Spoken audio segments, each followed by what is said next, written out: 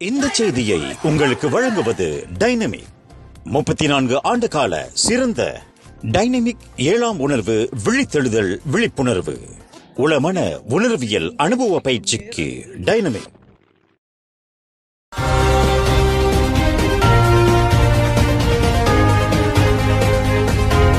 வணக்கம். திசைகளின் 5 மணி செய்திகள். EPF சந்தாதாரர்களின் கணக்குகள் சீரமைக்கப்படவிருக்கின்றன.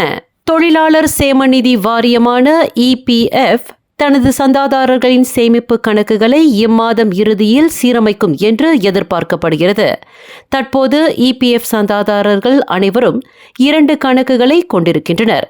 இம்மாதம் இறுதியில் மேற்கொள்ளப்படவிருக்கும் சீரமைப்பின் வழி 55 வயதிற்கு உட்பட்ட அனைத்து சந்தாதாரர்களும் 3 கணக்குகளை கொண்டிருக்க வேண்டும். முதலாவது கணக்கு பர்சாரான் என்ற பணி ஓய்வு பெறும் காலத்திற்குரிய கணக்காகும். அந்திம காலத்திற்கு தேவையான பணத்தை மீட்க மட்டும் இந்த கணக்கு பயன்படுத்தப்படும். இரண்டாவது கணக்கு சஜாத்ரா என்ற நல்வாழ்வுக்குரிய கணக்காகும். சந்தாதாரர்களின் நல்வாழ்வுக்குரிய திட்டத்தை இந்த கணக்கு கொண்டு இருக்கும். மூன்றாவது கணக்கான அக்கவுண்ட் 3 நெகிழ்வான கணக்காகும். அத்தியாவசிய தேவைக்கு பணத்தை மீட்கும் கணக்காக இது இருக்கும் என்று எதிர்பார்க்கப்படுகிறது. இந்த 3 கணக்குகளின் விவரங்களையும் அவற்றின் பெயர்கள் மாற்றப்பட்டு இருப்பதையும் அவற்றின் நோக்கம் யாவை என்பது குறித்தும் இம்மாதம் இறுதியில் EPF முழுமையாக அறிவிக்கும் என்று எதிர்பார்க்கப்படுகிறது. தற்போது 2 கணக்காக இருக்கும் EPF சந்தாதாரர்களின் கணக்குகள் 55 வயதிற்கு உட்பட்ட அனைவருக்கும் 3 கணக்காக மாற்றுவதற்கான திட்டத்தை வரும் மே 11ஆம் தேதி EPF அமல்படுத்தும் என்று எதிர்பார்க்கப்படுகிறது. 55 வயதிற்கு உட்பட்ட சந்தாதாரர்களுக்கு தற்போது உள்ள 2 கணக்குகளில் அவர்களின் 70 விழுக்காடு சேமிப்பு முதல் கணக்கிலும் எஞ்சிய 30 விழுக்காடு சேமிப்பு இரண்டாவது கணக்கில் வரவு வைக்கப்படுகிறது. ஆனால் இந்த 2 கணக்குகள் 3 கணக்காக சீரமைக்கப்படும் போது அவர்களின் சேமிப்பு 3 பிரிவுகளாக பிரிக்கப்படுகின்றன. முதல் கணக்கில் 75 விழுக்காட்டு தொகையும், இரண்டாவது கணக்கில் 15 விழுக்காட்டு தொகையும், மூன்றாவது கணக்கில் 10 விழுக்காட்டு தொகையும் என அவர்களின் சேமிப்பு 3 பிரிவுகளாக பிரிக்கப்படவிருக்கின்றன. இதன் விவரத்தை EPF வாரியம் இம்மாதம் இறுதியில் அறிவிக்கவிருக்கிறது என்று எதிர்பார்க்கப்படுகிறது. முன்னாள் பிரதமர் டத்தோஸ்ரீ நஜீப் துன் ரசாக்கின் சிறை தண்டனை காலம் 12 ஆண்டுகளிலிருந்து 6 ஆண்டுகளாக குறைக்கப்பட்டது. வீட்டுக் காவலில் வைப்பதற்கே பொது மன்னிப்பு வாரியம் வழங்கிய கடிதத்தில் அவ்வாறு குறிப்பிடப்பட்டு இருந்தது உண்மையே என்று துணை பிரதமர் டத்தோஸ்ரீ அஹ்மத் ஜஹீர் அமீரி தெரிவித்துள்ளார். நஜீப் தனது எஞ்சிய தண்டனை காலத்தை சிறையில் கழிக்கும்படி வலியுறுத்தப்படவில்லை. மாறாக அந்த தண்டனை காலத்தை அவரை வீட்டுக் காவலின் வாயிலாக கழிக்க வேண்டும் என்று அந்த கடிதத்தில் குறிப்பிடப்பட்டு இருந்தது என்று கடந்த ஏப்ரல் 9ஆம் தேதி கோலாலம்பூர் உயர் நீதிமன்றத்தில் சார்பு செய்துள்ள அஃபிடவிட் மனுவில் ஜஹீர் மேற்கண்டவாறு குறிப்பிட்டுள்ளார். நஜீப்பின் தண்டனை காலம் குறைக்கப்பட்டது தொடர்பாக பொது மன்னிப்பு வாரியத்தின் கடிதத்தின் உள்ளடக்கத்தை கண்டறியும் பொருட்டு கோலாலம்பூர் உயர் நீதிமன்றத்தின் நஜீப் சார்பு செய்துள்ள சீராய்வு மனுவை ஆதரித்து அம்னோவின் தலைவர் அஹ்மத் ஜஹீர் இவ்விவரத்தை வெளியிட்டுள்ளார். முன்னாள் மாமன்னர் சுல்தான் அப்துல்லா தலைமையிலான மன்னிப்பு வாரியத்தின் அந்த கடிதம் கடந்த ஜனவரி 29ஆம் தேதி வெளியிடப்பட்டு இருந்தது. மறுநாள் ஜனவரி 30ஆம் தேதி தமது இல்லத்திற்கு வந்த முதலீடு, வர்த்தகம் மற்றும் தொழில்துறை அமைச்சர் தங்கு ஜஃப்ருல் அப்துல் ஹசீஸ் அந்த கடிதத்தின் உள்ளடக்கத்தை தம்மிடம் காட்டியதாக அஹ்மத் ஜஹீர் குறிப்பிட்டார். நஜீப் தனது எஞ்சிய 6 ஆண்டு கால சிறை தண்டனை காலத்தை வீட்டுக் காவலில் கழிக்க வேண்டும் என்று அந்த கடிதத்தில் குறிப்பிட்டு இருந்ததாக நஜீப்பின் வழக்கு மனுவை ஆதரிக்கும் தனது அஃபிடவிட் மனுவில் அஹ்மத் ஜஹீர் தெரிவித்துள்ளார். 16 ஆண்டுகளுக்கு முன்பு மாது ஒருவரை கொலை செய்த குற்றத்திற்காக தூக்கு தண்டனை வழங்கப்பட்ட மண்வாரி இயந்திரத்தின் ஓட்டுநர் ஒருவரை அதிலிருந்து விடுதலை செய்து 38 ஆண்டு சிறை மற்றும் 12 பிறம்படி விதிக்க கோத்தபாரு உயர் நீதிமன்றம் இன்று உத்தரவிட்டுள்ளது.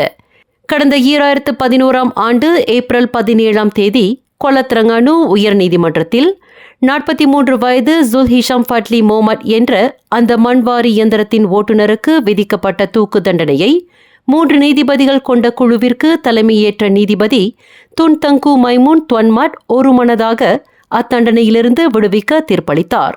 கடந்த 2008ஆம் ஆண்டு ஏப்ரல் 16ஆம் தேதி காலை 10:30 மணியளவில் கமாமான் நகராட்சி மன்றத்திற்கு சொந்தமான தோட்டத்தில் கம்போங் பக்காவ் திங்கி கிளையின் அம்னோ மகளிர் தலைவியான 55 வயது ஜைத்துன் முகமது என்பவரை கொலை செய்து புதைத்ததாக அவ்வாடவர் மீது குற்றஞ்சாட்டப்பட்டிருந்தது. ஸ்லாங்கூர் பண்டர் தாசே கசுமாவில் உள்ள ஓர் அடுக்குமாடி குடியிருப்பில் 6 மாத ஆண் குழந்தை ஒன்று தனது தந்தையால் சித்திரவதை செய்யப்பட்டு உயிரிழந்ததாக கூறப்படுகின்றது.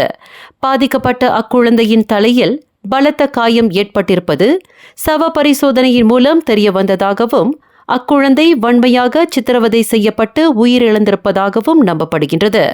நேற்று காலை 8:52 மணியளவில் 25 வயதுடைய அக்குழந்தையின் தந்தையிடமிருந்து இது குறித்து முதலில் புகார் பெறப்பட்டதாக காஜாங் மாவட்ட காவல்துறையின் துணைத் தலைவர் சூப்பரிண்டென்டென்ட் முகமது நாசிர் டிராமன் குறிப்பிட்டார். இச்சம்பவம் தொடர்பாக அக்குழந்தையின் தந்தை கைது செய்யப்பட்டதுடன் அவர் போதைப்பொருள் உட்கொண்டிருப்பது சோதனையில் கண்டறியப்பட்டதாக முகமது நாசிர் தகவலிட்டார். கைது செய்யப்பட்ட அவ்வாடவர் ஏப்ரல் 22ஆம் தேதி வரையில் 7 நாட்கள் தடுப்பு காவலில் வைக்கப்பட்டிருப்பதுடன் குற்றவியல் சட்டம் 302 பிரிவின் கீழ் விசாரணை மேற்கொள்ளப்பட்டு வருவதாக முகமது நாசிர் அறிவித்தார். கடா மிர்கோங் ஜலன் கங்சாவில் முதியவர் ஒருவர் மோட்டார் சைக்கிளிலிருந்து கீழே விழுந்து ட்ரெய்லரில் நசுங்கி பரிதாபமாக உயிரிழந்தார். இன்று காலை 10:04 மணியளவில் தமது தரப்புக்கு கிடைக்கப்பெற்ற அவசர அழைப்பினை தொடர்ந்து குழு ஒன்று அவ்விடத்திற்கு விரைந்ததாக அலோஸ்தார் தீயணைப்பு மீட்பு நிலையத்தின் தலைவர் அமத் நவ்ஃபால் அப்துல்லா தெரிவித்தார். சம்பவ இடத்தில் ஹோண்டா EX5 மோட்டார் சைக்கிள் உட்பட ட்ரெய்லர் ஒன்றோடு ஒன்று மோதி விபத்துக்குள்ளாகி இருந்ததாக அமத் நவ்ஃபால் தகவல் வெளியிட்டார். பாதிக்கப்பட்ட 73 வயதுடைய அந்த முதியவரின் தலை மற்றும் உடல் நசுக்கப்பட்ட நிலையில் ட்ரெய்லரின் முன் டயருக்கு அடியில் கண்டெடுக்கப்பட்டதாக அமத் நவ்ஃபால் கூறினார். சவ பரிசோதனைக்காக பாதிக்கப்பட்டவரின் உடல் சுல்தானா பஹியா மருத்துவமனைக்கு கொண்டு செல்லப்பட்டதாக அமத் நவ்ஃபால் இன்று விவரித்தார். பெத்தோங் கம்போங் குபாலில் உள்ள ஒரு பாழடைந்த கல்லறை பகுதியில் 6 வயது சிறுமியை பாலியல் பலாத்காரம் செய்ததாக ஆடவர் ஒருவரை போலீசார் தேடி வருகின்றனர். கடந்த ஏப்ரல் 10ஆம் தேதி மாலை 6:43 மணியளவில் இச்சம்பவம் தொடர்பாக போலீஸ் தரப்புக்கு புகார் கிடைக்கப்பெற்றதாக ஸ்ரீ அமான் மாவட்ட போலீஸ் தலைவர் டெபுட்டி சூப்பரிண்டென்டென்ட் மேத்யூ மங்கி தெரிவித்தார். சந்தேகிக்கும் 38 வயது ஆண்ட்ரூ ஜாராவ் என்கின்ற அவ்வாடவர் இச்சம்பவத்திற்கு அடுத்து தப்பி ஓடியதாகவும் அவர் மீது ஏற்கனவே 3 போதைப்பொருள் குற்றப்பதிவுகள் இருப்பது விசாரணையில் தெரிய வந்ததாகவும் மேத்யூ மங்கி கூறினார். இது குறித்து குழந்தைகளுக்கு எதிரான பாலியல் குற்றங்கள் சட்டம் 217 14A பிரிவின் கீழ் விசாரணை மேற்கொள்ளப்பட்டு வருவதுடன் அவ்வாடவரின் பெயர் தேடப்படும் பட்டியலில் இணைக்கப்பட்டுள்ளதாக மேத்யூ மங்கி மேலும் விளக்கினார். கொத்த கினபாலு ஜலன் ஹாஜி சமானில் உள்ள ஒரு பேரங்காடியின் கழிவறையில் பெண் ஒருவரை ஆபாசமாக காணொளி எடுத்ததற்காக ஆடவர் ஒருவரை போலீசார் தீவிரமாக தேடி வருகின்றனர்.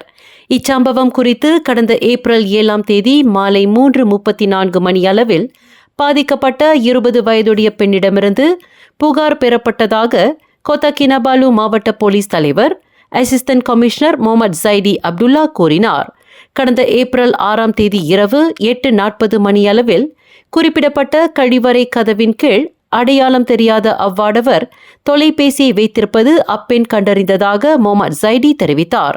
அவ்விடத்தில் பாதிக்கப்பட்ட பெண்ணை ஆபாசமாக புகைப்படம் அல்லது காணொளி எடுப்பதை மட்டுமே சந்தேகிக்கும் அவ்வாடவர் இலக்காக கொண்டிருந்ததாக முகமது ஜைடி ஓர் அறிக்கையில் இன்று குறிப்பிட்டார். சிசிடிவி கேமராவை சோதனையிட்ட போது அவ்வாடவர் கருப்பு நிற ஆடை மற்றும் சாக்லேட் நிற கால் சட்டையை அணிந்திருந்ததாகவும் இது குறித்து குற்றவியல் சட்டம் 509 பிரிவின் கீழ் விசாரணை மேற்கொண்டு வருவதாகவும் அவர் தெளிவுபடுத்தினார். மாற்றான் மனைவியுடன் கள்ள உறவில் ஈடுபட்டதாக நம்பப்படும் ஆடவர் ஒருவர் அந்த மாதுவின் கணவரால் நைய புடைக்கப்பட்டார். கடந்த ஏப்ரல் 14ஆம் தேதி காலை 10:29 மணியளவில் பாதிக்கப்பட்ட 24 வயதுடைய நபரிடமிருந்து போலீஸ் புகார் கிடைக்கப்பெற்றதாக சிபு மாவட்ட போலீஸ் தலைவர் அசிஸ்டன்ட் கமிஷனர் ஜுல்கிப்லி சுஹைலி தெரிவித்தார். அதே நாள் மாலை 5 மணியளவில் சிபு ஜலன் பலாவானில் பாதிக்கப்பட்ட நபர் பேருந்திற்காக காத்திருந்த போது அவரின் காதலியின் கணவர் உட்பட அடையாளம் தெரியாத இன்னும் 3 நபர்கள் அவரை தாக்கியதாக ஜுல்கிப்லி சுஹைலி கூறினார். மேலும் அந்நபர் வலுக்கட்டாயமாக கார் ஒன்றில் ஏற்றப்பட்டு ஜலன் சந்தோசாவில் உள்ள ஒரு வீட்டிற்கு கொண்டு வரப்பட்டதாக ஜுல்கிப்லி சுஹைலி ஒரு அறிக்கையில் அறிவித்தார். இச்சம்பவம் தொடர்பாக 26 வயதான அப்பெண்ணின் கணவர் கைது செய்யப்பட்டு ஏப்ரல் 18ஆம் தேதி வரையில் 3 நாட்கள் தடுப்பு காவலில் வைக்கப்பட்டிருப்பதாக ஜுல்கிப்லி சுஹைலி குறிப்பிட்டார். மேலும் செய்திகளை தெரிந்து கொள்ள கீழே இருக்கும் பெல் பட்டனை அழுத்துங்கள். உங்கள் மகிழ்ச்சியை வெளிப்படுத்த லைக் மற்றும் ஷேர் செய்யுங்கள். தொடர்ந்து திசைகளோடு இணைந்திருக்க சப்ஸ்கிரைப் செய்யுங்கள்.